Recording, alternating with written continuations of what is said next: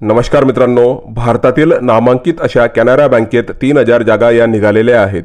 महाराष्ट्रातील युवकांसाठी ही खूप मोठी संधी आहे। त्यामुळे आजच्या व्हिडिओमध्ये आपण महाराष्ट्रासाठी राखीव जागा, या भरतीची निवड पद्धती, पात्रता, विद्यावेतन, वयोमर्यादा व या भरतीशी संबंधित संपूर्ण A to Z माहिती आपण आजच्या व्हिडिओमध्ये पाहणार आहोत।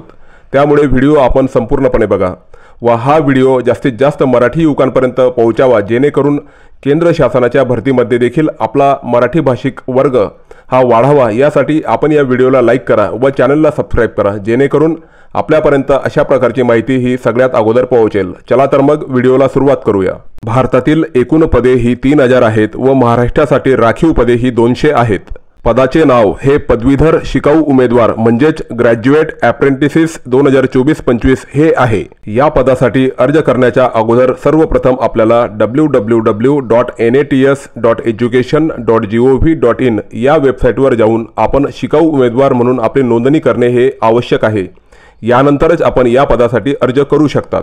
शिकाऊ उमेदवार म्हणून नोंदणी केल्यानंतर आपण दिनांक 21/9/2024 पासून या पदासाठी अर्ज करू शकतात व या पदासाठी अर्ज करण्याची अंतिम दिनांक ही 4 ऑक्टोबर 2024 ही आहे। या पदासाठी आवश्यक असणारी पात्रता आपण पाहूया। अर्ज करणारा उमेदवार हा भारताचा नागरिक असावा, तसेच त्याने 1 सप्टेंबर 2024 या दिवशी शैक्षणिक पात्रता म्हणजेच किमान पदवीधर ही पूर्ण केलेली असणे आवश्यक आहे। या पदासाठी आवश्यक असलेली शैक्षणिक पात्रता आता आपण पाहूया। मान्यताप्राप्त विद्यापीठातून पदवी उत्तीर्ण असलेला उमेदवार या पदासाठी अर्ज करू शकतो। या पदासाठी आवश्यक असलेली वयोमर्यादा आता आपण पाहूया। वयाची 20 ते 28 वर्ष दरम्यान असलेले उमेदवार या पदासाठी अर्ज करू शकतात व येथे अर्हता दिनांक ही 1 सप्टेंबर 2024 ही आहे। मित्रांनो, पुढील मुद्दा पाहण्या अगोदर आपण व्हिडिओला लाईक करा व चॅनलला सबस्क्राइब करा, जेणेकरून अतिशय लेटेस्ट मुद्दे हे आपणापर्यंत मी सगळ्यात अगोदर पोहोचवण्याचा प्रयत्न करेन। आता आपण वयोमर्यादेत असणारी सूट या मुद्द्याबाबत माहिती पाहूया।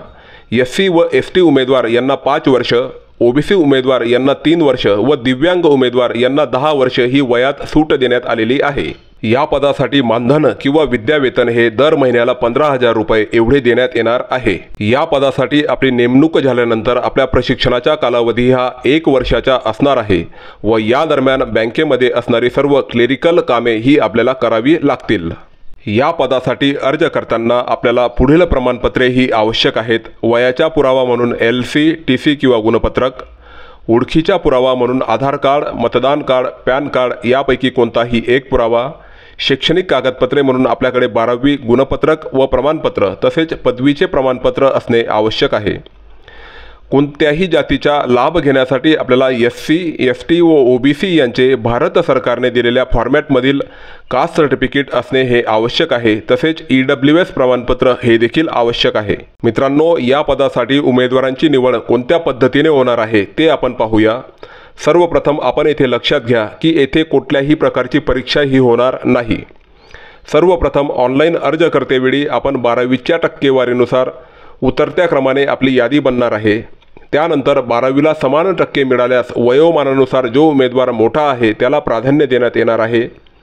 तसेच निवड झाल्यानंतर उमेदवाराला मराठी भाषा लिहिता, वाचता व बोलता येणे हे देखील अनिवार्य आहे।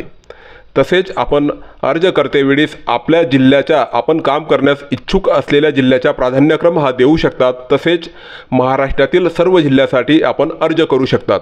महाराष्ट्रातील विविध जिल्हानिहाय असलेल्या जागा आता आपण पाहू शकतात। या सर्व जागांचा आपण अभ्यास करा व आपला प्राधान्यक्रम ठरवा व प्राधान्यक्रम देताना आपण महाराष्ट्रातील सर्व जिल्ह्यांचा प्राधान्यक्रम द्या, जेणेकरून आपली या पदासाठी नेमणूक होण्याची संधी ही वाढेल। मित्रांनो, या पदासाठी SC, ST, PWBD यांना कुठल्याही प्रकारची फी ही दिलेली नाही। तसेच इतर सर्व उमेदवार यांना 500 रुपयाची फी ही ऑनलाईन स्वरूपात द्यावी लागेल। या पदाची जाहिरात, शिकाऊ उमेदवार नोंदणीची लिंक व पदासाठी अर्ज करण्याची प्रत्यक्ष लिंक मी डिस्क्रिप्शन बॉक्समध्ये दिलेली आहे। मित्रांनो, आपल्याला आजचा व्हिडिओ कसा वाटला ते आपण कमेंट बॉक्समध्ये कमेंट करून निश्चित कळवा। व्हिडिओ आवडला असेल तर व्हिडिओला लाईक व चॅनलला सबस्क्राइब अवश्य करा। जय हिंद, जय महाराष्ट्र।